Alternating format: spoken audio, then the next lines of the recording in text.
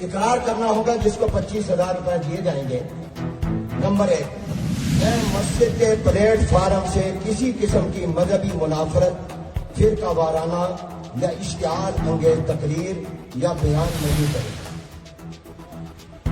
یہ پہلی شرط ہو، 25,000 روپے۔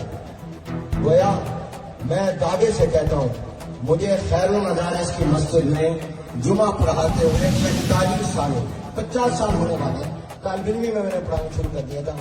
آج تک کوئی ایک رپورٹ معمولی 2 لفظ کی نہیں ہے کہ میں نے کبھی فرقہ وارانہ تقریر۔ فرقہ وارانہ کیا ہے؟ اس کی ابھی تشریح نہیں، میرے نزدیک وہ فرقہ وارانہ نہیں ہے، آپ کے نزدیک میں تاکید بیان کر رہا ہوں۔ لہذا پہلی شرط۔ دوسری شرط، میں کسی بھی قسم کی حکومت پاکستان، ریاستی اداروں یا قومی قیادت کے خلاف تقریر یا بیان نہیں دوں گا۔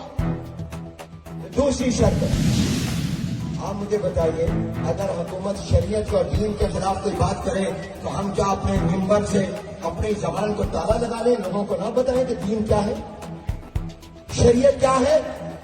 اور 25,000 روپے کی شرط لگائی جا رہی ہے کہ آپ اپنے ممبر سے کوئی بات حکومت کے خلاف نہیں کریں گے۔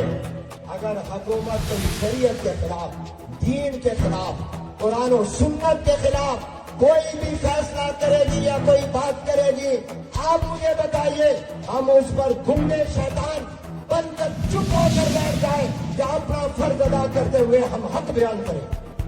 بولو، ہاتھ کھڑا کرو، حق بیان کریں۔ یہ حق صرف ممبر پر نہیں، تختہ دار پر بھی بیان کرنا پڑا تو وہاں بھی کریں گے۔